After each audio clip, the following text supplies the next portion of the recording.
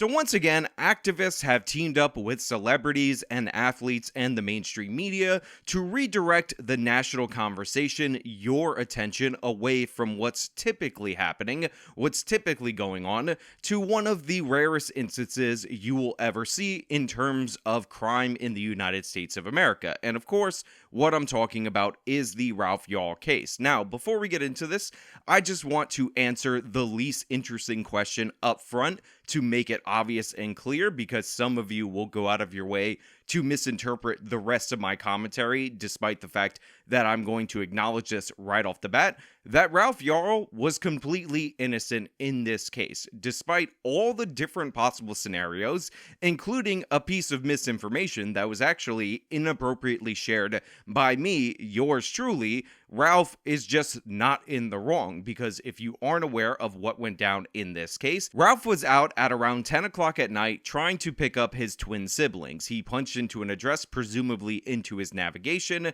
that was supposed to read 115 Terrace. However, he ended up going to 115 Street, which was like a block or 2 blocks away, and thus he ended up at the wrong home. At this point in time, according to Ralph and his camp, he rang the doorbell or knocked on the door and then backed away, and according to the man on the inside, 84-year-old Andrew Lester, Ralph was jingling the handle, so Lester thought he was attempting to break in, so he shot the would-be burglar 2 different times, and fortunately, Ralph ended up surviving this shooting. Now, the reason why I'm saying off the bat that all the different scenarios actually clearly show that Ralph was not in the wrong is because showing up to the wrong address without the intent of breaking in makes it not a burglary. Burglary is an intent-based crime. Even if he had entered the home, like was circulating online due to a misleading Time headline that was shared by yours truly, even that would not meet the requisite intent, and what the case should actually be about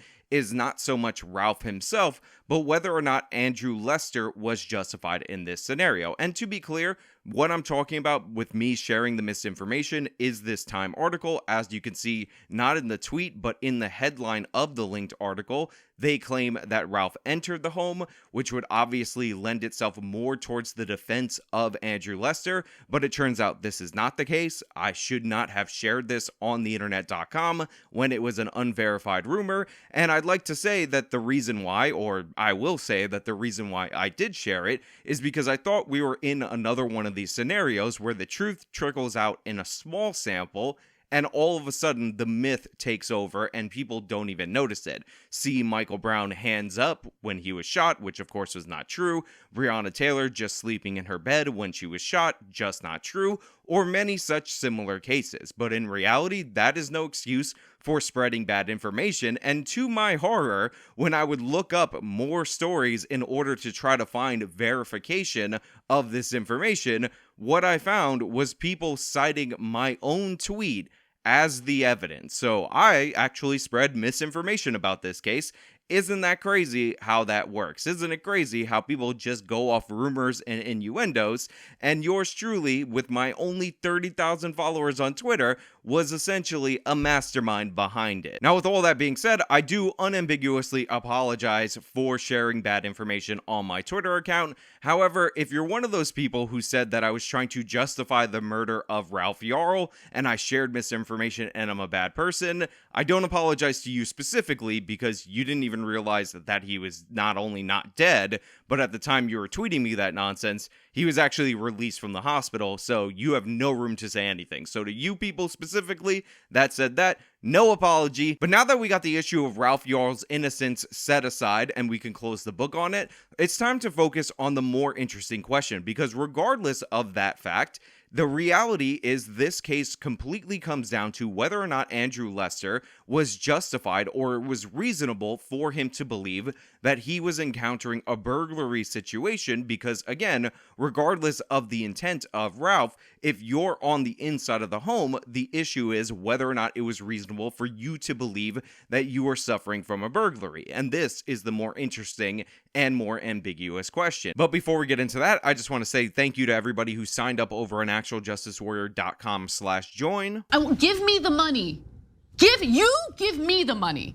Okay? I really appreciate you. And one of the things that I do want to point out is that to me, it is clear and obvious that Andrew Lester genuinely believed, beyond any shadow of a doubt, that he was encountering a burglar. And you can tell that by his actions immediately following the shooting. So, first and foremost, he grabbed his gun as soon as the doorbell rang. Now, a lot of people dumbly will say, well, no burglar would ring the doorbell, when that is just objectively not true. Oftentimes, burglars ring the doorbell in order to figure out if somebody's home, so that is a common tactic. And again, Lester does not typically have visitors at around 10 o'clock at night, so this was unusual for anyone to be at his door. Then Lester grabs his firearm, and reportedly there was also some knocking or banging on the door, which makes sense because Ralph Yarl was trying to pick up his twin siblings, so obviously he would be trying to get the attention of the person in the house because he had a job to do, and by all accounts,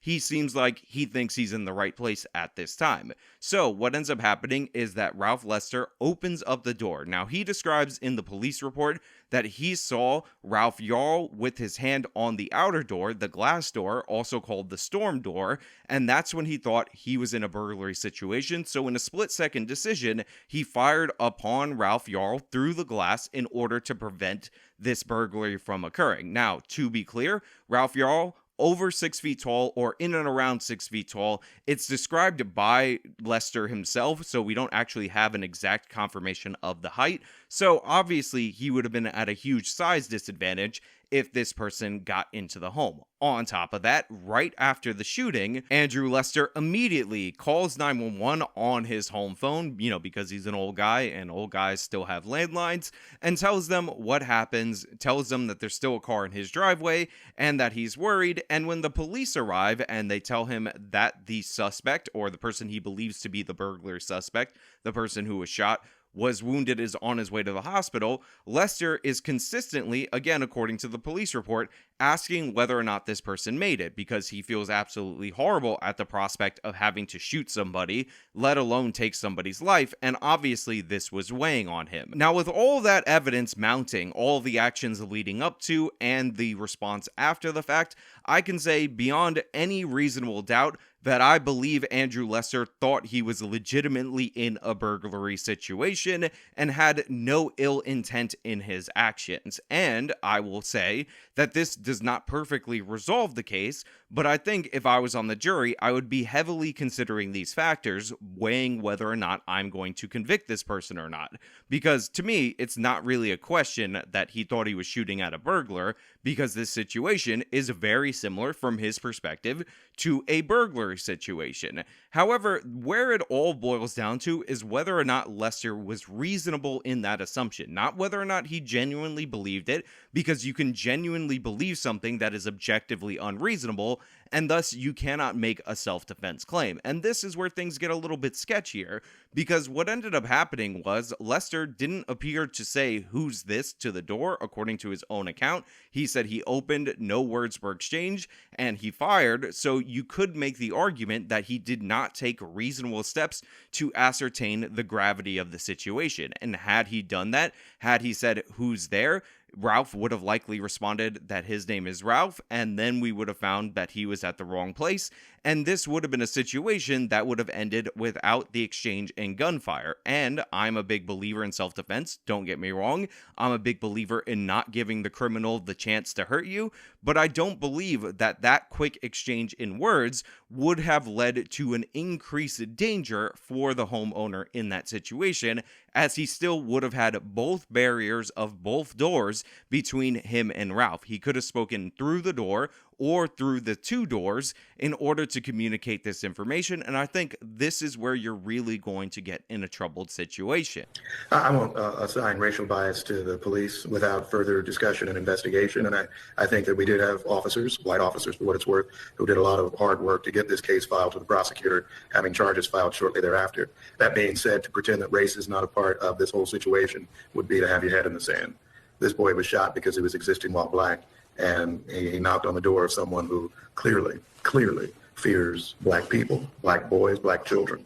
And I think that is clear as day. Now, of course, you might notice that I'm talking about this case based on how it should be judged, based on how a reasonable person would look at it, but nothing about the coverage of this case is reasonable. This case involves people showing up to Andrew Lester's home, threatening him, the myth of, oh, a black kid can't even ring a doorbell in the United States of America, and of course, terroristic threats from left-wing activists based solely on the idea that because 84-year-old Andrew Lester is white and Ralph Yarl is black, therefore this must be a racism. We must have a racist instance because obviously nobody would ever assume that somebody who looks like they're likely going to break into your home based on the fact that you don't normally have a visitor, based on the fact that they're jingling your handle, based on the fact that they ring your doorbell, which is a common tactic of a burglar to check if anybody is there, then therefore somehow that equals evil white racism. And it's really bad. You have Sean King, of course, making a terroristic threat on Twitter, which read as followed: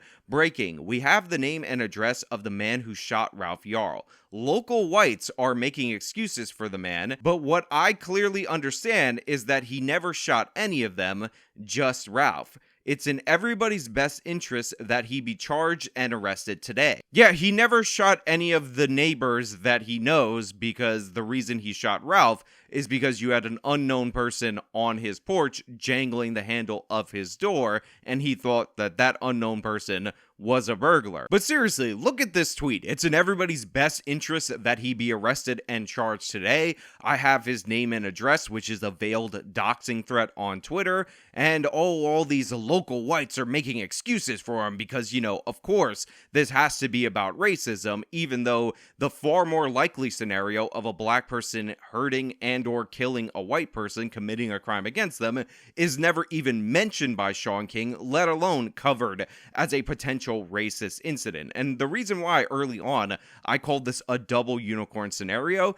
is because usually when you have a story that involves a 16-year-old and an 84-year-old and some form of criminality, it's usually 16-year-old committing the crime, because ages 15 to 24 are the most criminal ages for young males of all races in this country. When you factor in the black person and the white person, the idea that black people are disproportionately victimized by whites is also not true, so that's your double unicorn scenario right then and there. And then when you combine the scenario, what you realize is you have an elderly white person, one of the least criminal demographics in the United States of America, potentially committing an unjustified shooting against a 16-year-old black person who, by the numbers, statistically, is the most likely to be the perpetrator in a crime. So triple unicorn scenario gets all the outsized attention, even though there's many such instances that are the opposite that never get covered. In fact, a lot of people have brought up other more egregious instances where a homeowner has shot somebody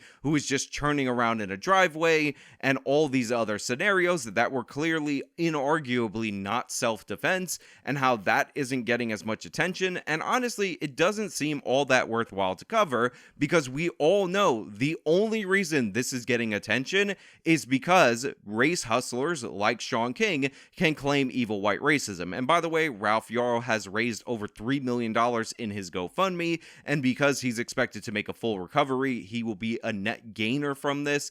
Obviously, it is very traumatic to be shot, especially when you're not initially in the wrong, but this overall narrative that this was definitely evil white racism, or even likely to be evil white racism, is absurd on its face. And even more absurd is the prosecution releasing a statement saying that there is a racial component to this, or there may be a racial component to this. Let me be clear. The only racial component to this is the fact that you wouldn't have heard about this had the races been any different. The only racial component to this is the fact that you have a racist mob targeting this 84-year-old person because they presume the motivation is racist. This is not about the facts of the case, because the facts of the case show an innocent kid going to the wrong address, ringing the doorbell, possibly jangling the handle and or knocking on the door, and being shot because somebody on the inside legitimately believed that that innocent kid was a burglar. And the whole case boils down to not whether or not this is an instance of evil white racism, because it absolutely 100% unambiguously is not.